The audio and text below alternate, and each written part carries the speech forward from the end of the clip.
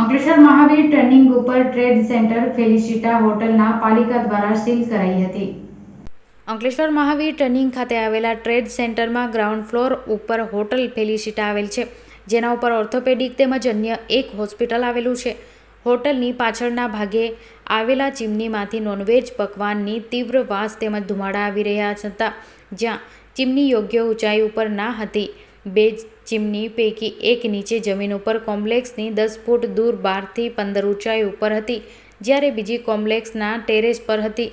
બંને ચીમનીમાંથી નીકળતા ધુમાડા અને તીવ્ર વાસ અંગે હોટલ સંચાલકને તબીબો દ્વારા યોગ્ય કાર્યવાહી કરવા જણાવ્યા બાદ પણ કોઈ સહકાર ન મળતા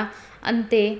અંકલેશ્વર નગરપાલિકા ખાતે 3 મહિના પહેલા ફરિયાદ કરી હતી, જે અંગે પાલિકા દ્વારા હોટલને 3 વાર નોટિસ ફટકારી હતી, છતાં યોગ્ય પ્રત્યુત્તર કે પાલિકાની સૂચના આધારિત કાર્યવાહી ન કરતા અંતે પાલિકા દ્વારા આજરોજ હોટલની સીલ કરવામાં આવી હતી. આ અંગે પાલિકા હાઉસ ટેક્સ વિભાગના સુપ્રિન્ટેન્ડન્ટ આસિફ શેખે જણાવ્યું હતું કે કોમ્પ્લેક્સમાંથી ફરિયાદ પાલિકાને મળી હતી, જે નિયમ અનુસાર પાલિકા દ્વારા 3 નોટિસ ફટકારી હતી, છતાં યોગ્ય કાર્યવાહી કે જવાબ ન આપતા આજે રોજ સીલ કરવા આવ્યું છે.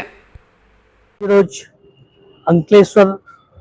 મહાવીર ટર્નિંગ પાસે આવેલ હોટલ ફેલિસિટા જે ટ્રેડ સેન્ટરમાં આવેલી છે, તે હોટલની ઉપર આવેલ તીસા હોસ્પિટલની આવેલી અરજી કે એમના દર્દીઓને નીચે હોટલ ચાલવાથી એમાં જે ધુઆ નીકળે છે તેના દર્દી અને તે દર્દીઓને પર્યાવરણથી જે ધુઆ નીકળે છે તેની વાસ પાડે છે તે અંગેની નોટિસ અરજી આવેલી હતી. તે અરજી અનુસંધાને હોટલ ફેલિસિટાને નગરપાલિકા તરફથી 2 થી 3 વાર નોટિસ આપવામાં આવેલી છે કે ભાઈ તમારી ચીમની જે ઉપર હોસ્પિટલ છે તે હોસ્પિટલના સ્ટાફને ધોવા લાગે છે, તેમજ એમાં રહેતા દર્દીઓને વાસ મારે છે, એટલે સીધી કરાવો અથવા એનો કોઈ નિરાકરણ કરો. વારંવારની નોટિસ આપ્યા છતાં પણ હોટલ ફેલિસિટાના માલિકે આ અંગે કોઈ કાર્યવાહી ન કરતા નગરપાલિકાએ આખરી નોટિસ આપી આજે હોટલને સીલ મારવાની કાર્યવાહી કરેલ છે. અમારી ટીસા ઓર્થોપેડિક હોસ્પિટલ છે, જે મહાવીર ટર્નિંગ ખાતે ટ્રેડ સેન્ટર પર પહેલા અને બીજા માળે આવેલી છે. અમારી નીચે ફેલિસિટા હોટલ કરીને આવેલી છે. જે લોકોએ છેલ્લા 3 કે 4 મહિનાથી જે એમની એક્ઝોસ્ટ ચીમની છે પાછળની સાઈડ મૂકેલી હતી, અમે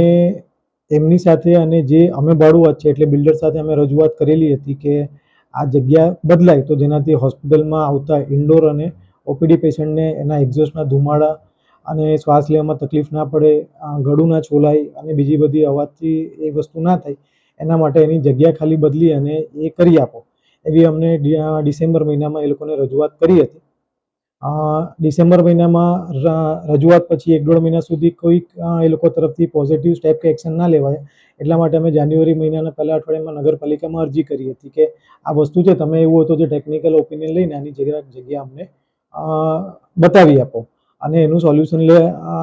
લાવી આપો. જાન્યુઆરીમાં અરજી પછી પણ કામ નહીં થયું, પછી ફેબ્રુઆરીમાં પણ નગરપાલિકાએ એ લોકોને અરજી આપેલી હતી અને પછી એવું નક્કી થયું હતું કે સત્તાધિકારીઓની હાજરીમાં આપીને જગ્યા નક્કી કરો અને પછી ફાઇનલ કરો. તો સત્તાધિકારી નગરપાલિકાના આવ્યા, એમની હાજરીમાં પણ અમે એમને લખાણમાં આપ્યું કે અમને હોસ્પિટલ સાથે કોઈ વેરભાવ કે એવું કંઈ છે નહીં, પણ જે આ એક્ઝોસ્ટ ચીમની છે કે જેના લીધે હોસ્પિટલમાં ઓપીડી ઇન્ડોર પેશન્ટ આવતા ને એ ધુમાડા અને જે બધા એના લીધે જે શ્વાસ દુર્ગંધ અને એવી તકલીફ થાય છે, એના માટે જગ્યા બદલી આપો ને એના માટે જે એમની હાજરીમાં અમે લખાણમાં એમને 20 થી 25 દિવસ પહેલાં લખાણમાં અમે આપી દીધું હતું કે હોસ્પિટલમાં એ ના થાય એવી રીતના તમે કોઈ પણ જગ્યાએ મૂકશો, અમને કોઈ એના સાથે પ્રશ્ન નથી. Thank you.